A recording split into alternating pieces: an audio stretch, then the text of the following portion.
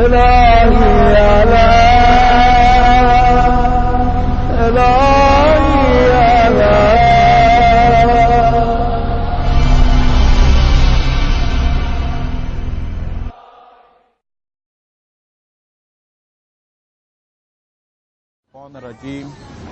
الله الرحمن الرحيم الحمد لله رب العالمين والصلاة والسلام على سيدنا ومولانا أبي القاسم المصطفى محمد اللهم صل على محمد وآل محمد وأهل بيت الطيبين الطاهرين المعصومين لا سيما بقية الله في الأراضين روحي وروح العالمين له الفداء رب اشرح لي صدري ويسر لي أمري وَاحْلُلْ عُقْدَةً مِّن لِسَانِي يَفْقَهُ قَوْلِي. We're talking about the hadith of the Mi'raj of the Prophet of Allah, in which Allah describes the traits of the people of this world, Ahlul Dunya. We're going over these traits and trying to see if any of these exist within our own hearts. If they do, our instructions are that we must try our utmost to remove those traits from ourselves. Especially the time for removing traits is while we're young. We don't want to wait till we're old and we've gotten used to those traits, we've lived with them, and then try and remove them. Even though it's possible and necessary that even if we have those traits as older people, we're still responsible to remove these traits from our hearts. So it is possible, but it's a lot easier if we're younger. It's a lot easier if we're younger. Today's trait. كثير الناس عندهم قليل. One of the traits of the people of this world is that they consider the good of others, the many good deeds of others, to be little. They don't consider the good deeds of others, even if it's a lot of good deeds that other people have, they consider it insignificant. The basic problem is arrogance. Regarding themselves very highly, other people as lower or lesser than them. So, this is a very important discussion, the discussion of arrogance. But before we talk about arrogance and how it might apply to us and how to remove it from our hearts, first let's talk about the proper place for arrogance. Remember we've been discussing the traits of these akhlaqi traits according to the path of the Ahlul Bayt, and we've noticed that a lot of these traits have a place. For instance, we talk about the idea of enjoying this world, right? Then we say that those people who want, their whole goal is nothing but enjoyment of life of this world, that's a mistake. But enjoying this world in order to get to the hereafter, there's a role for it. There's also a role for arrogance. There's sometimes, as believers, we're supposed to be arrogant. We want to talk about that a little bit, and then get into our main discussion. They have a tradition that goes something like this: At-takabbur ma'al mutakabbirin ibadah. To be arrogant with the arrogant, is worship and ibadah. You're not always supposed to be humble. I'm humble under all circumstances, no matter what's going on. I never am strong. No. There's a place for that arrogance. And it's difficult if we're not brave people. What happens is that if we have not worked on ourselves and we're not balanced people, according to the traditions of the Ahlul Bayt, some of the traditions of the Ahlul Bayt, some of the akhlaqi traits that we hear we're supposed to have are going to appeal to our nafs. We like those, we enjoy those, but at the same time, the other times when we're supposed to exercise the opposite trait, we won't be able to. Because the reason the trait was in us was not because of Tawheed and the oneness of Allah. Rather, naturally I had a disposition towards this particular thing. For instance, there's some people who are very good at being patient and humble and dealing with others. If you advise them that a believer is somebody who's humble, a believer is somebody who listens, right? That appeals to me. But then when you tell them a believer is supposed to stand up for what's right, a believer is supposed to do amr bil ma'ruf and nahy anil munkar, a believer is supposed to go out on the streets, for instance, and protest against oppression, that's difficult. You tell me that I stay in my house, you tell me to be humble, quiet, these things, that appeals to me. But then when you require that opposite trait, that becomes difficult for me. So we're trying to have that balanced approach where we have both sides. So sometimes I'm required as a believer to be arrogant with those people who are arrogant. Let me quote a couple of ayat of Quran, or one ayat of Quran about this. This is Surah 5, and it's verse number 55. أَذِلَّةٍ عَلَى الْمُؤْمِنِينَ أَعِزَّةٍ عَلَى الْكَافِرِينَ. Those who Allah loves, those people who Allah loves, are people who are humble when it comes to the believers, but then when it comes to the non-Muslims who are enemies of Islam, those believers aren't humble. They're arrogant with them. They're proud with them. They're mighty against them, not weak. We don't expect believers to be soft with the enemies of Islam. So I want to give you an example of this being arrogant with the arrogant, and then having the balance of being humble with the believers. One time in Iran, just before the elections, in Iran, for non-Iranians like myself, you can't vote. You can't vote in the elections. But at the same time, as a Muslim, you're concerned with what happens. You want to make sure that the election goes right. You realize that the actions of those Shia is going to affect you and the coming of the Imam. So even though you can't vote, you're a big part of the process. You're following what's happening carefully. Okay, so myself as a scholar and as somebody who's evidently not Iranian because of my complexion, when I sit in the car and talk with others, I try and talk to them, so who's going to win the election, what's going on, who are you voting for? Try and engage them. So the taxi driver, I'm sitting in the car with my family, we're going back home, the taxi driver starts to talk. He says that definitely Ahmadinejad's going to win. Definitely. And so we start to talk, why is it, what's the case, why? We're going back and forth. Then he relates a personal incident with himself and Ahmadinejad. That taxi driver, just an ordinary mu'min, and Ahmadinejad. He says that what happened was that Ahmadinejad was coming, I believe this was for the funeral of Ayatollah Behjat. So everybody came. Big government ministers. I was walking in the procession with my son, and there were so many people filling the thing, I was afraid even maybe my son get crushed. I'm like walking, protecting him. And as I'm walking, I'm seeing the spokesman for the government walking next to me, big officials. Ahmadinejad was also there, but because of the crowd, and they have to be careful about his security, they had him in a vehicle. So he's traveling in a vehicle, and he's going to go there so he can pray. So the taxi driver was explaining the incident. He says that I was going alongside, and Ahmadinejad, whoever he would see, whoever he could reach of the people of the mu'mineen, they would come, they would start talking to him. These are my problems, my issues, and he would try and solve it. Ahmadinejad is looking in the crowd to see if he can serve these mu'mineen. So he looks, and he sees this guy. So Ahmadinejad waves to him that, come, I'm here. Because the first the guy said, I wanted to run over to the car, but then I was embarrassed, maybe not, maybe I should. He said, but then after that, Ahmadinejad waved to me, so I came running over to the car. So Ahmadinejad, even though the car is moving now, he's talking. So what's your situation? What's your problem? He says that I have a problem with housing. I need a house. This is the issue. I'm having difficulty getting the house, this, that, and the other. So Ahmadinejad quickly takes down his name.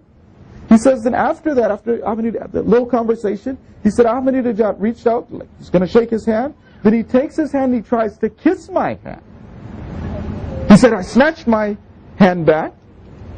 And then after that, he said, a little while after that, then we get a call from the governor in Qom, and the president of the country looked up my case or whatever, followed up the case, and now he's arranged for me to have a house. So this man's point was that, look, this guy is actually helping us on the ground. The poor, the oppressed, those people who people have no regard for. A mu'min, nobody else is seeing what's happening. The president of the country is trying to assist him. Then he has so much love, and he considers himself so low compared to the believers. The president of the country, not for any popularity, tries to kiss the hand of a believer. This is the same person, Ahmadinejad, is the same person who then, when he's with the enemies of Islam, you might see him on television, you think he's real arrogant, because he's talking to the enemies.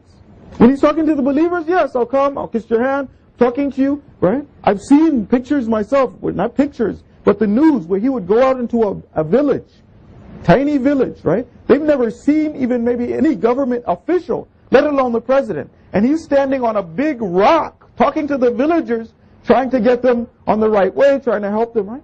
Helping those who are poor and oppressed, the believers. But then with the enemy, yeah, it's true. He's tough with those guys. Humble with the believers, but arrogant with those who are arrogant. I want to give you one example of a little bit of arrogance. Because Ahmadinejad had a conference about the Holocaust, and let me just say right now, I'm not doubting in the Holocaust. Oh, brothers, if you could come forward a little bit. Salawat bar Muhammad wa ala Muhammad. If you can come forward as much as possible, and that way we won't have to keep moving people throughout the majlis. Are we good?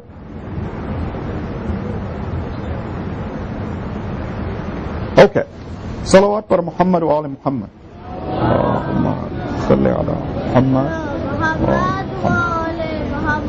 Okay.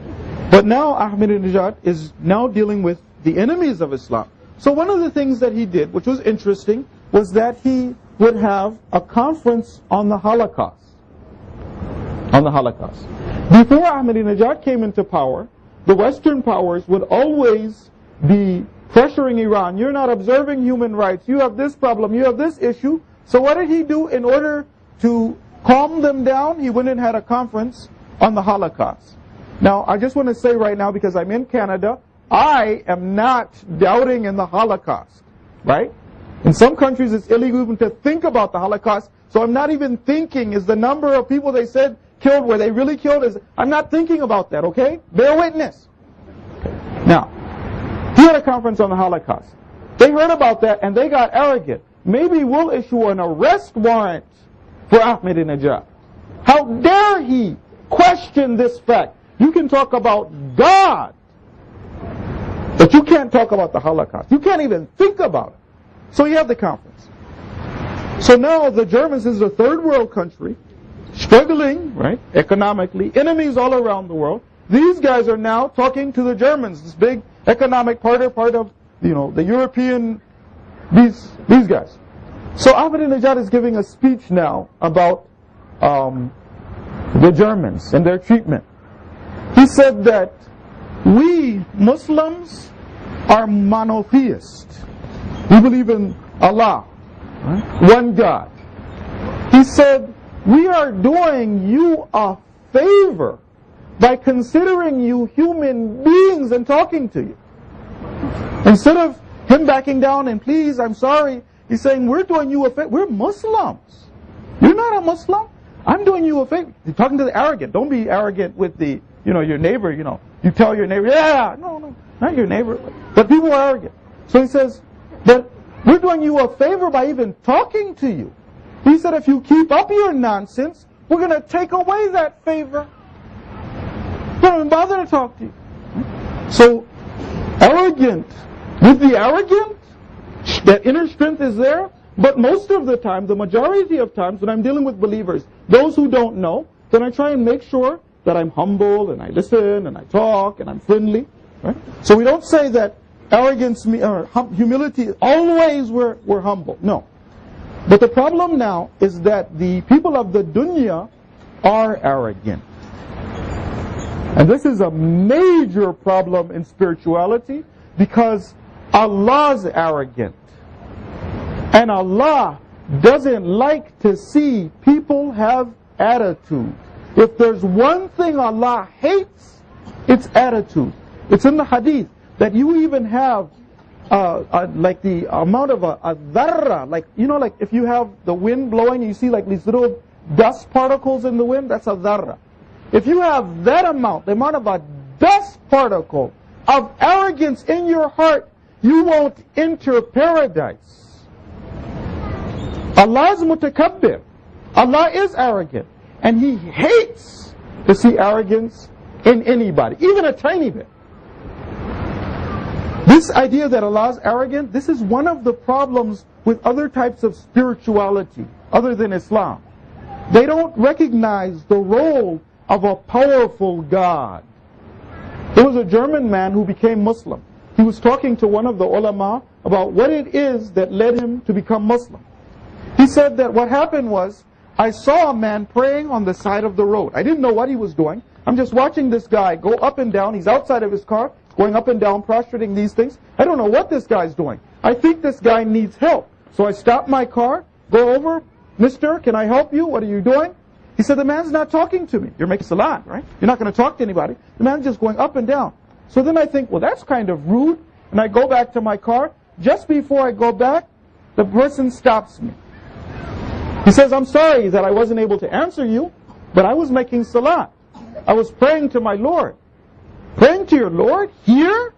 That's right. He says, my Lord is somebody. Allah is somebody. If I don't make salat on time, let's say it was the time of Asr, and Asr is about to go out, if I don't pray on time, I will burn in the hellfire. I don't care if I'm at the side of the road. I'm going to stop and I'm going to pray. God, the God I worship, is like that. The German guy said he thought about it a little while. It's like, I like that God. That powerful God. That God who's arrogant, the King of Kings. You prostrate when you're dealing with Allah subhanahu wa ta'ala. No attitude, nothing. Let me tell you a hadith. This is a little bit of a scary one. The hadith is this. Arrogance or kibr is the robe or cloak of God. Hadith. Whoever tries to wrest that cloak from God, I'll be arrogant with you. I'm not going to submit. I'm arrogant when it comes to your servants. Whoever tries to wrest God of that cloak, tries to snatch the cloak of arrogance from God, God will cast him down the hellfire on his face. Nobody can be arrogant when it comes to Allah subhanahu wa ta'ala. So now back to our own discussion. We're talking about the discussion of the people of the dunya. We said one of their problems is that when it comes to other people, the great good that other people do, that's insignificant to them. But the real problem is that they're arrogant inside. I'm better than you. You're insignificant compared to me. They're arrogant with people, but this is only one of the masadiq, one example of their arrogance. There are other times when people are arrogant. Sometimes people are arrogant with God. Sometimes the reason I don't practice Islam the way I should practice Islam is that I have a problem in my heart. I'm arrogant with Allah subhanahu wa ta'ala. And that's why I don't practice. Let me read the ayat of Quran for you. This is Surah 4 and it's verse number 172. لَن يَسْتَنْكِفَ الْمَسِيحِ أَن يَكُونَ عَبْدًا لِلَّهِ. Isa, Jesus, doesn't have any problem, doesn't refuse to be an abd, a slave of God. He doesn't have any problem with that. One of the things that we say when we're talking to Christians is that if Isa is God, who was he praying to? Was he praying to himself? If he's the Son of God, it's irrational that the Son of God would be, he's a slave. So all Christians admit that no, he worshipped God. He worshipped God. So what does the ayat of Quran say? That Isa, Jesus, is not arrogant. He doesn't have a problem. He doesn't refuse to be a slave of Allah subhanahu wa ta'ala. It continues. وَلَا الْمَلَائِكَ الْمُقَرَّبِينَ. Neither do the angels. There were some polytheists who used to say the angels were the daughter of God. This was in the beginning of Islam. Allah is again talking to these individuals. He says the angels also don't have a problem with being slaves of Allah. Now it gets personal. وَمَنْ يَسْتَنْكِفْ عَنْ عِبَادَتِهِ وَيَسْتَكْبِرْ فَسَيَحْشُرُهُمْ إِلَيْهِ جَمِيعًا.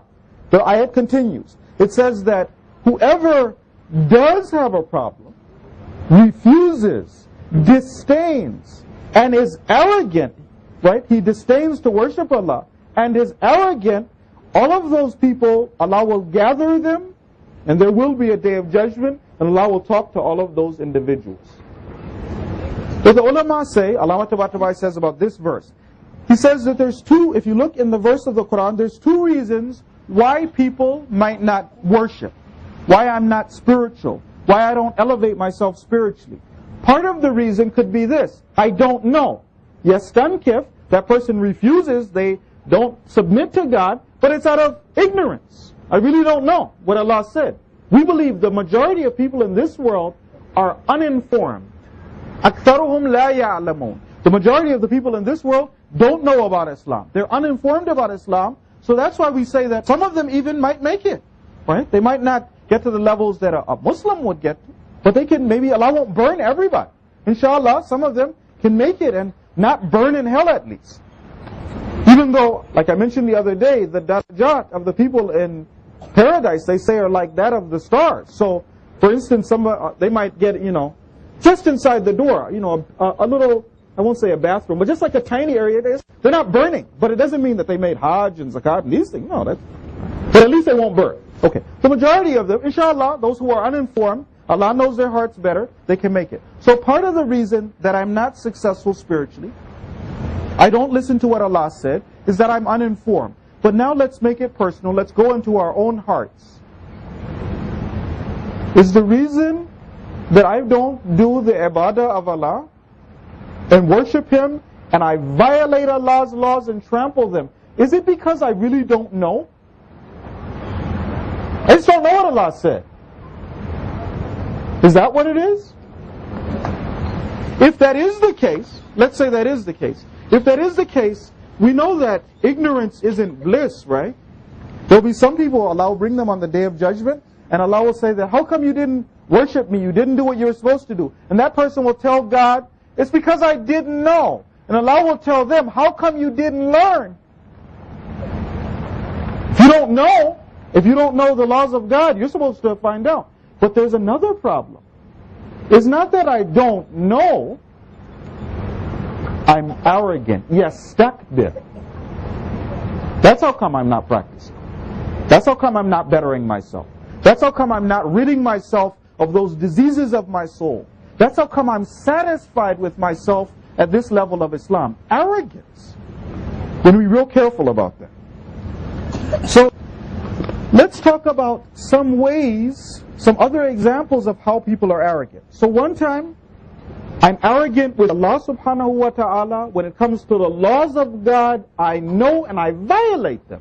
Sometimes I'm so bad, not only will I violate the laws of God, I'll violate them in front of other people. This is what the hadith say.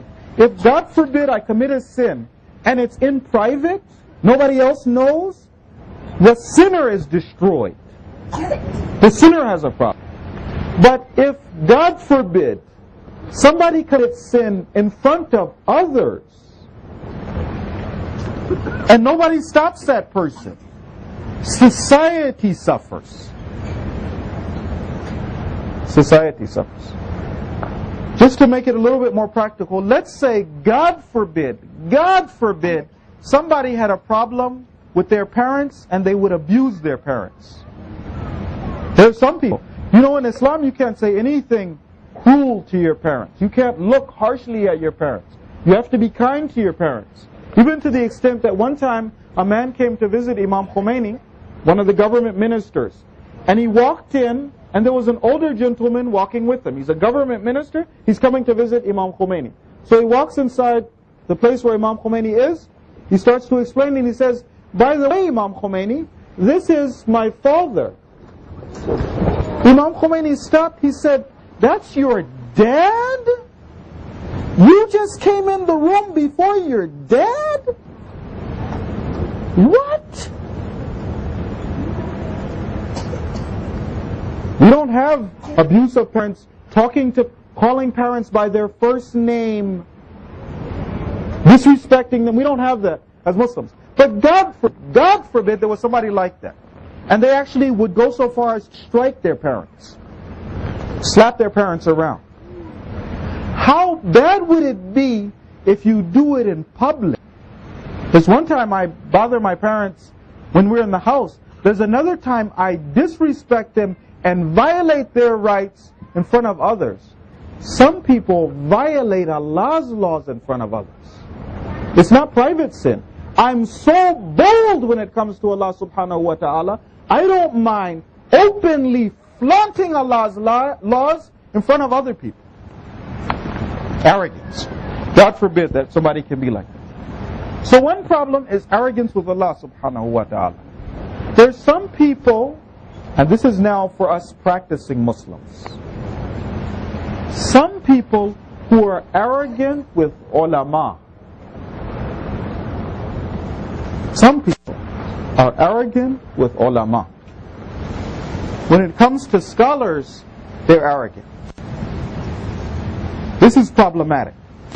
This is part of the reason that you don't see that our centers flourish and that Islam goes forward. Because Islam actually has given the right of leading to scholars.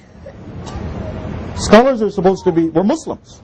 Those who know what Islam says, it's not that they're leading us, Islam is leading us. You have to know what Islam says in order to lead others about Islam. So let me just quote the verse of Quran for you first. The verse of Quran is this. This is Surah 39 and it's verse 9. هَلْ يَسْتَوِ الَّذِينَ يَعْلَمُونَ وَالَّذِينَ لَا يَعْلَمُونَ. I'm saying this for the next generation of Muslims because later on when you guys are growing up, you will be building the centers, you will be the ones working for Islam. You don't want to have this kind of arrogance in your heart. So the verse of Quran says what? Are those who know and don't know equal? Are those who know and don't know equal? No. Not in the eyes of Islam. Who's supposed to be leading the Muslims? The ulama. So, this is something else though, let me keep this in mind, let me explain this properly. I also, I'm sure you probably have heard me say this, I don't believe in being naive when it comes to ulama either though. I don't believe in following just any alim, anybody who's got a mama. As long as you've got an imama, come and just talk and lead and, right? There's some people who are like that when it comes to the majalis of Imam Hussein.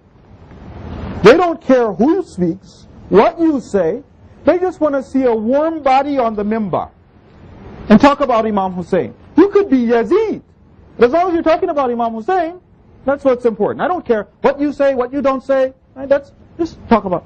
There's some people who are like that. I'm not saying that. I'm not saying being naive when it comes to ulama. I'm saying qualified ulama, people who have taqwa, people who have knowledge. Those who have knowledge are the people we're supposed to be following. One telltale sign for an alim who is problematic is if that alim, God forbid, has a problem with the revolution. That's a sign that, we got to watch out.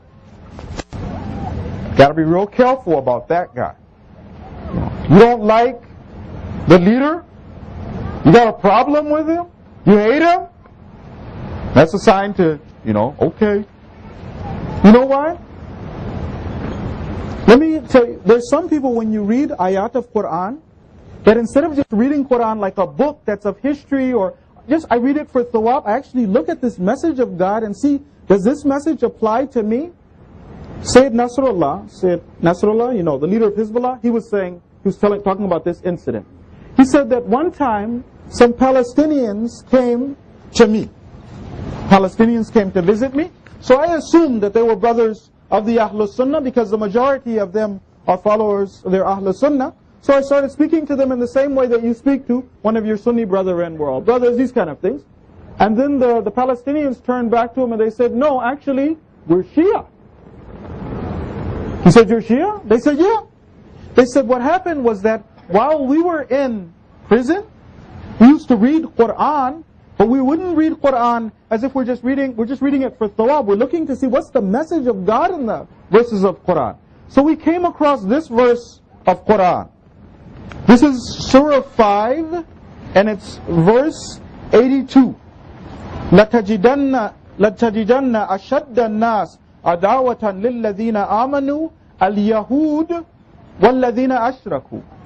You'll find that those people who are most severe in enmity to the believers to be the Yahud, the Jews, and those who associate partners with Allah. So you know in Israel, and again we're not saying all Jews, there's some who are uninformed, but officially in Israel, they're Jews and Zionists. So these guys who are definite enemies of Islam, they looked at the verse of the Quran, they said that the people who hate the believers more than anybody are these guys. He said, then we started thinking about it. Who do they hate more than anybody on the face of the earth?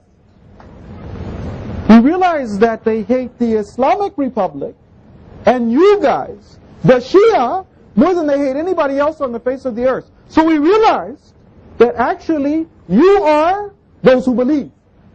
And then we became Shia.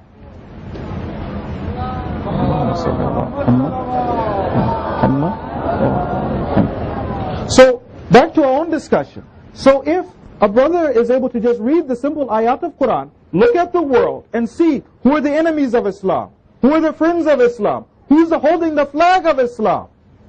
They're able to see that. Now you as a Shia alim, you can't see that? That's going to be a little bit hard for me to say, okay, you know, so I should follow. No, you know, come on. I mean, some like just basic issues. I'm sorry, but basic. Okay, so no. But I'm saying that if the person has taqwa, iman, knowledge, they've studied in the house, this kind of a person, even though that doesn't mean that they're perfect, they're amirul mu'mineen, but they're a good person, I'm sure of that, their heart's in the right place, they're knowledgeable. Having a leader, well, even though he's not perfect, is better than having no leader.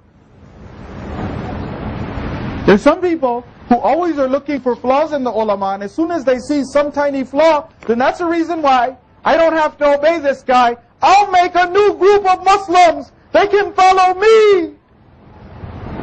Are you an alim? Do you know? Because it's not a class, right? Anybody can go to the house, study, learn. Have you done that? No. Why should they follow you? Why should the alim follow you? And if he doesn't follow you, what happens is it goes back again to that problem, arrogance. But because it's a religious obligation now, what I'll do is I'll find a reason to dislike this guy. A reason to dislike this guy. One of our ulama, one of these people went to flying false with the ulama. He said that one person came to one of our ulama and said that, you know, such and such, he doesn't pray behind you anymore. He says, wow, he doesn't pray behind me anymore? He said, why? He said he was walking past your house and the gate to your house was open. He saw that you gave your wife a kiss and he was like, he's not adil, he gave his wife a kiss. Astaghfirullah, I don't follow him anymore. Looking for flaws, right? The problem is arrogance though. A reason for me to say, I don't obey this guy. So the alim said, well, it's a good thing he didn't see me in the bedroom because then he would say I'm a kafir. So, what happens, some people are arrogant when it comes to the ulama. My problem is arrogance with them. There's some people though who are arrogant with other people. Just regular believers. But I want to make it a little bit more personal. Some people, not because the hadith just said they're arrogant with other people. Sometimes practicing believers are arrogant with other mu'mineen. Other mu'mineen. Especially if that mu'min isn't wealthy. It's easy for me, because you told me to be humble to a Muslim, another mu'min. When another mu'min comes in, he's got great education, he's got position, he's very handsome, right? All of those material benefits. And then he's a mu'min, oh, assalamu alaikum. Brother, can you sit here? Jazakumullah khairan, right? I'm ready to go. But then when it comes to a regular believer, who's just a regular mu'min, not making a lot of money, a poor person, but he has those Islamic values. The Islamic values are what? Taqwa, knowledge, jihad, with the money, with the self. This person is spent in the way of Allah. They're trying, they're making effort. For me, no, that's not important.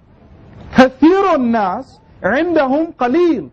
this person's done so much in the way of Allah. Oh no. Why? Because I'm arrogant and I accept worldly values. This person doesn't have those material values, so I'm arrogant with them. Now this is a hadith now for us to test ourselves. It's hadith. This is from Imam Ali. He says, whoever sees a rich person and is humble before that rich person because of his wealth, 2/3 of his iman and faith are gone. You're supposed to be humble before the believers. But if the reason you're humble is not because of Islam and Islamic values, but rather because of worldly values, one of the reasons that people don't join Islam or the cause is because the followers of Islam are not impressive from a worldly point of view. That arrogance, which is one of the traits of the people of the dunya. If you were such a good person, the rich and powerful, they would be impressed by you. When they're impressed by you, then I'll be impressed. Let me quote you the verse of Quran. This is Surah 26, and it's verse number 111. Who's talking? The kuffar are talking to Noah. Right? They said that, أَنُؤْمِنُ لَكَ, should we believe it? Should we believe in you? وَاتَّبَعَكَ الْأَرْذَلُونَ, should we believe in you? And the low people, the poor people, the riffraff, they follow you. So sometimes I'm a person of the dunya because I don't count other believers as important. Not unless they have material reasons. And that happens in a lot of places. So now, alhamdulillah, we talked about the idea of arrogance. Arrogance to people, arrogance to God, arrogance to ulama. We said there's a place for arrogance, we have to do that. Now let's talk about how we rid ourselves of this trait. If God forbid, I have this trait which makes me one of the people of the dunya, how do I get rid of this? How can I be one of the people of the hereafter who doesn't have this arrogance? This one is very important, especially for parents. One of the reasons is that people have to have self-esteem. We have hadith. No one is arrogant and behaves haughtily except if internally they don't feel good about themselves. Because people don't have a lot of self-esteem, they feel bad when I have riches and property and belongings. Now I'm better than somebody else. You know what's interesting? Those same people who are arrogant and feel good about themselves because of riches and poverty and these things, worldly benefits, these same people, when they're facing somebody who has more than them, the same arrogant person, they're arrogant with those who they feel are less than them. With those who are higher than them, they grovel.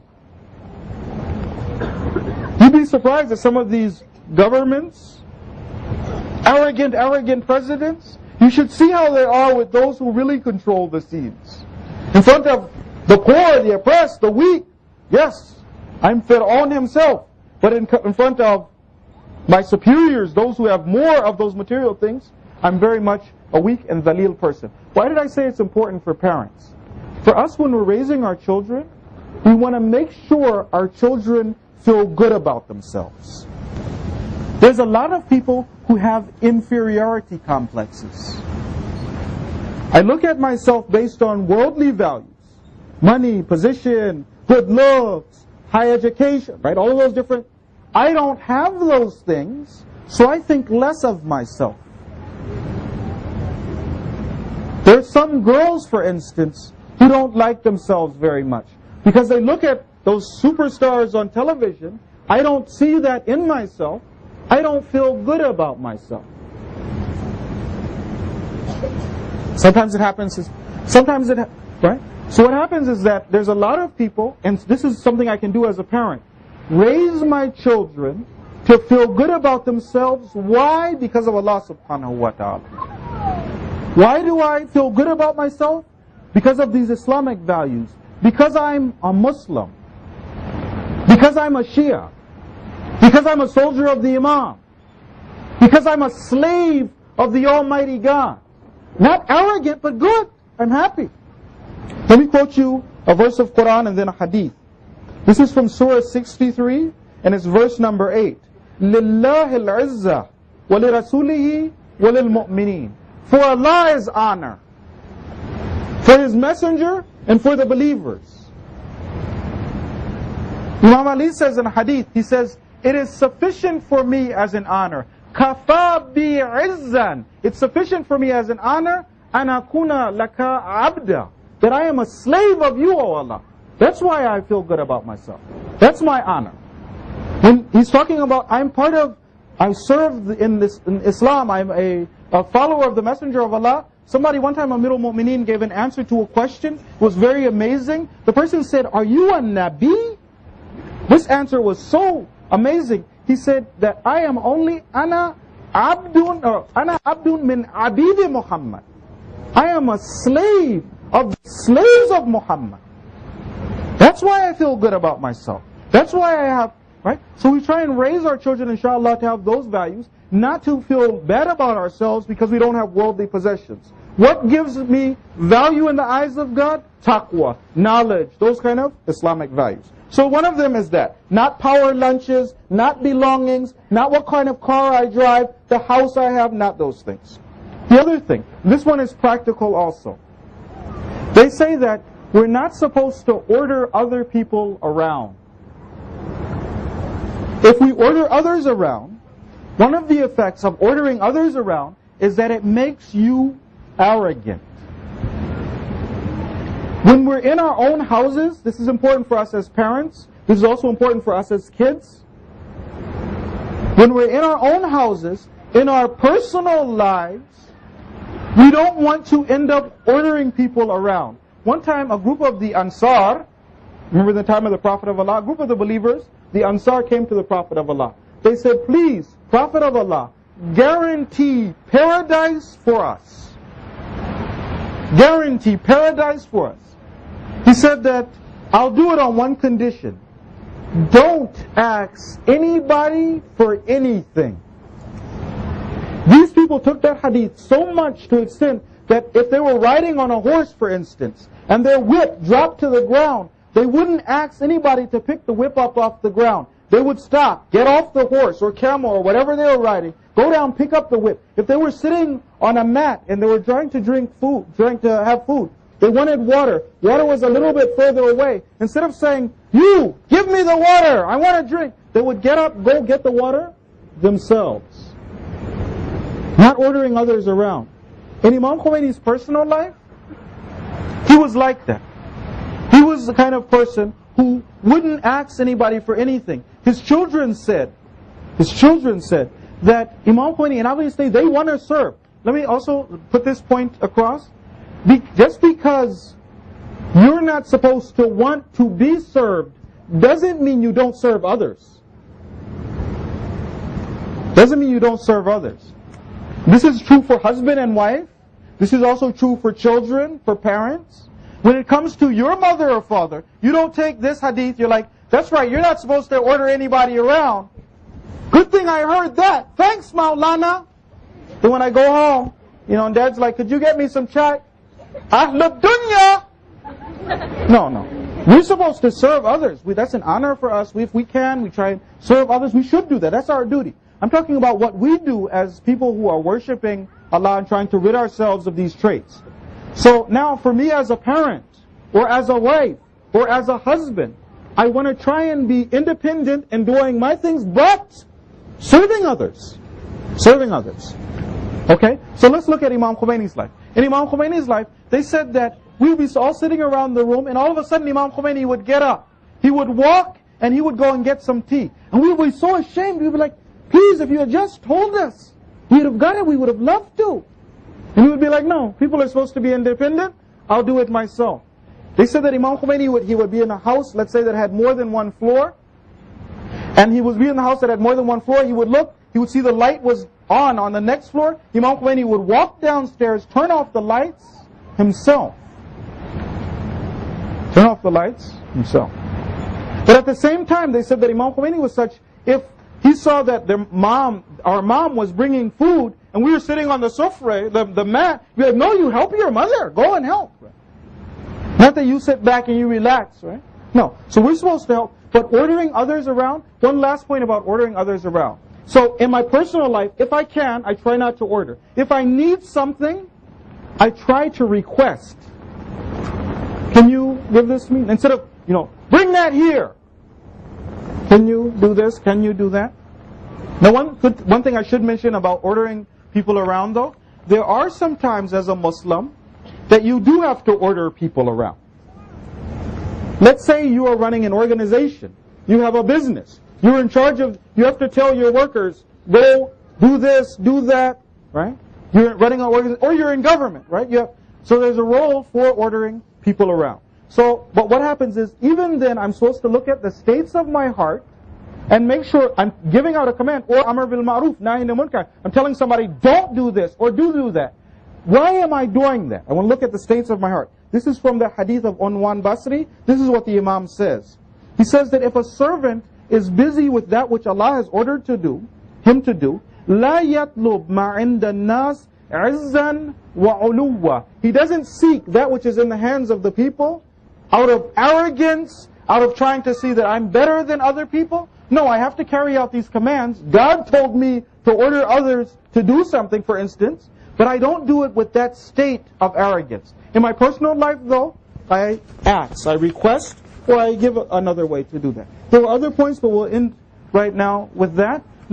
Before we end though, let's go to the plains of Karbala. You want to go to the plains of Karbala? On that desert, and we're watching now, and our Imam is now utterly alone. The event in Karbala was so terrible that the Imam Hassan said, La yawm ka yawmaka ya Aba Abdullah. There's no day like your day. On the day of Karbala, after everybody else had died, Hazrat Abbas is there with Imam Hussein facing a huge army in that desert. Two brothers facing an entire army. Hazrat Abbas is standing there holding the flag, and Imam Hussein is there, and the two of them with these women or children are there to defend themselves from this entire army. Abbas looks at Imam Hussein, he sees nobody else is left. He says, brother, do you give me permission to fight? Hal min rukhsa? Can I go now and sacrifice myself for you? Imam Hussein saw this and he started to cry. He said, إِذَا مَضَيْتَ, if you go, تَفَرَّقَ askari, my army will disappear if you go. He didn't give permission to Abbas. Abbas realized, no, it's not going to happen like this. He started asking his brother again. He said, لَقَدْ ضَاقَ صَدْرِي, my heart I can't live like this. سَئِمْتُ مِنَ الْحَيَاةِ, I'm tired of living like this. I want to get revenge from these munafiqeen. Imam Hussein started to cry. Imam Hussein told him, he said, okay, if you're going to go, then please get a little bit of water for these children. They said Abbas first went to the enemy. First he tried to tell the enemy, please stop doing this, don't do this, fear God. The enemy didn't listen. He came back to Imam Hussein and he told him, he said, they're not listening. Imam Hussein burst into tears.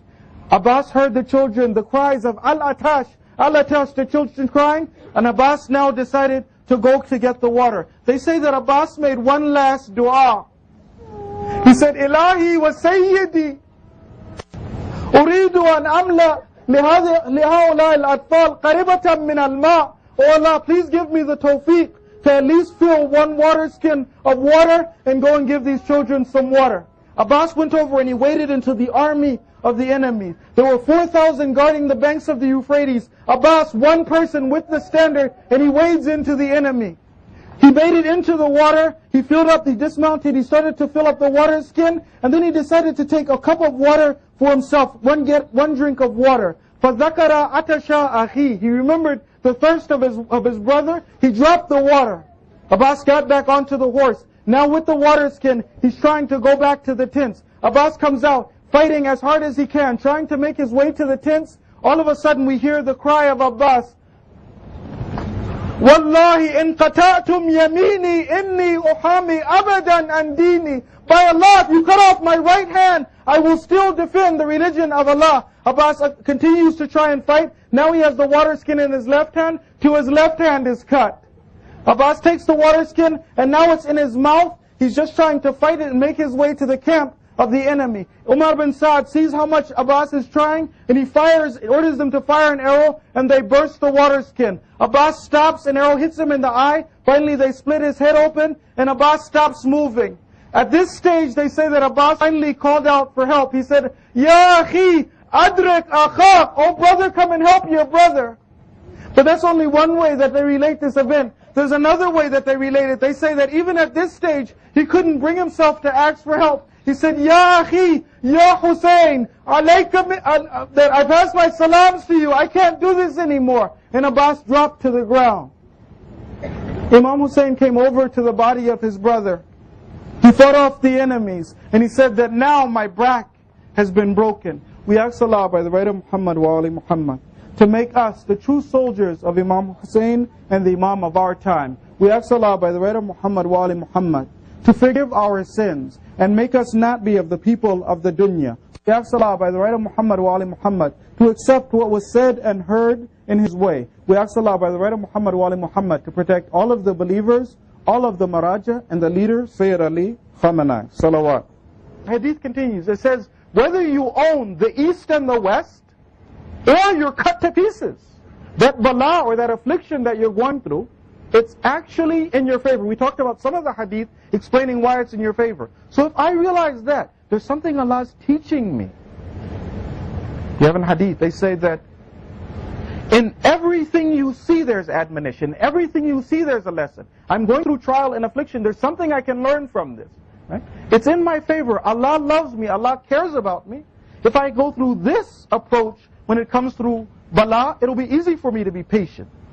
Allah's doing this to me for a reason. It's there to help me. There's something I've got to learn about this. So what they say, this is from Amir al-Mu'mineen. He says, Aslu sabr husnul yaqeen billah.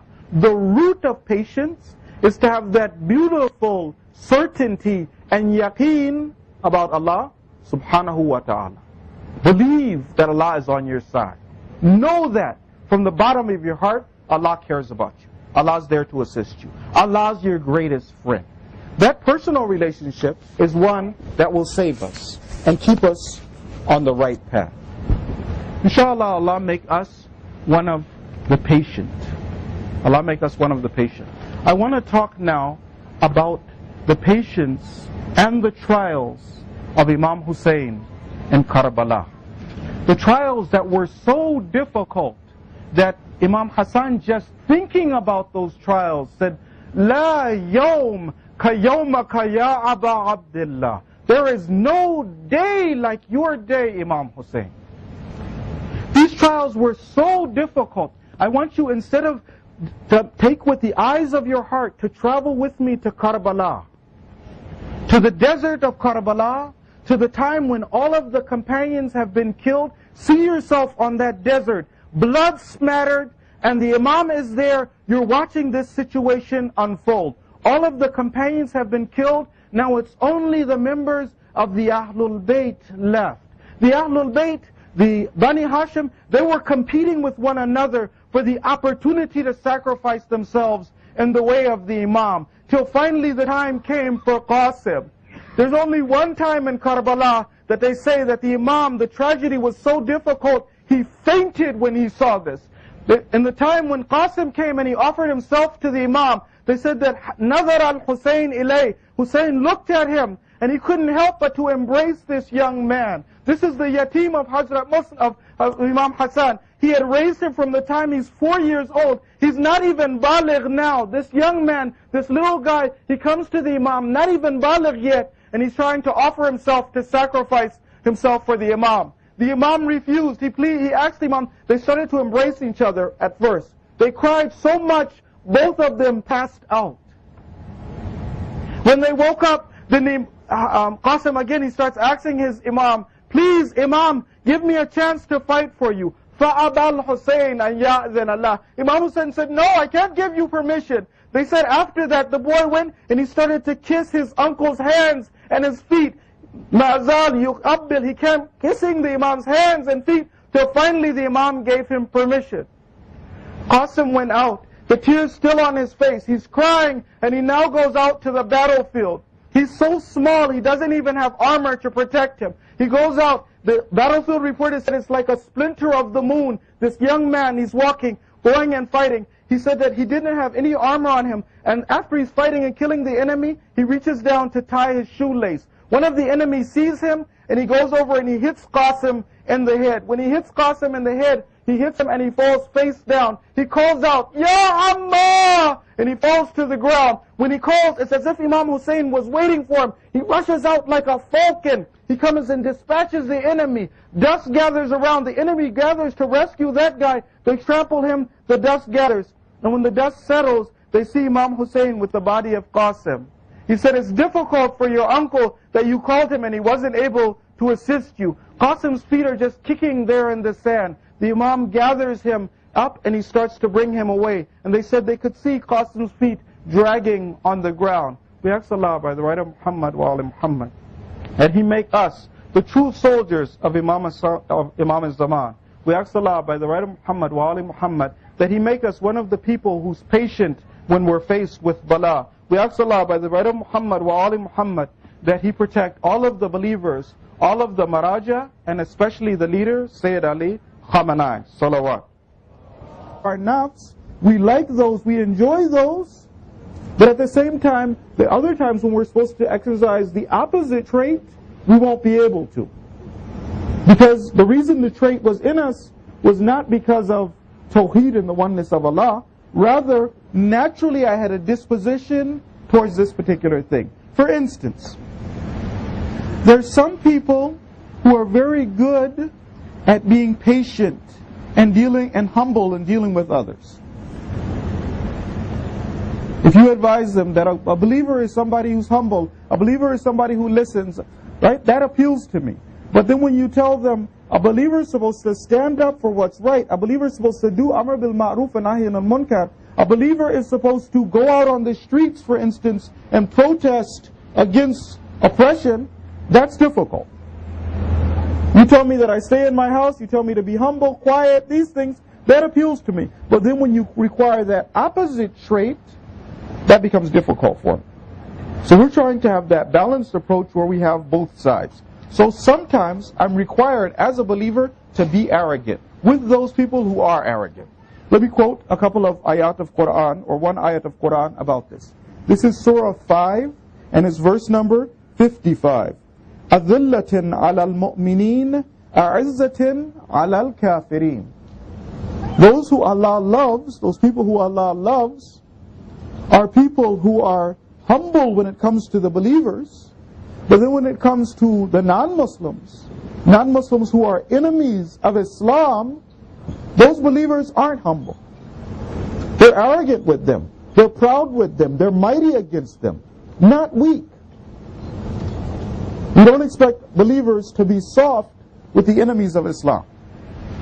So I want to give you an example of this being arrogant with the arrogant, and then having the balance of being humble with the believers.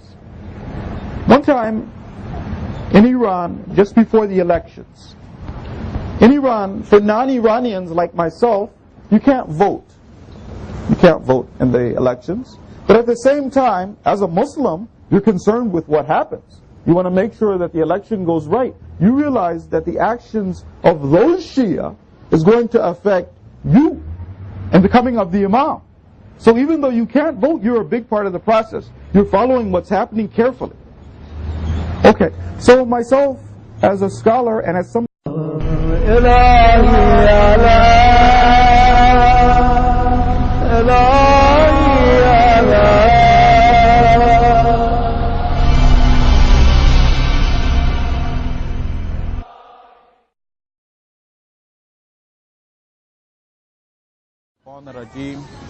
بسم الله الرحمن الرحيم الحمد لله رب العالمين والصلاة والسلام على سيدنا ومولانا أبي القاسم المصطفى محمد اللهم صل على محمد وآل محمد وأهل بيت الطيبين الطاهرين المعصومين لا سيما بقية الله في الأراضين روحي وروح العالمين له الفداء رب اشرح لي صدري ويسر لي أمري وَاحْلُلْ عُقْدَةً مِنْ لِسَانِي يَفْقَهُ قَوْلِي.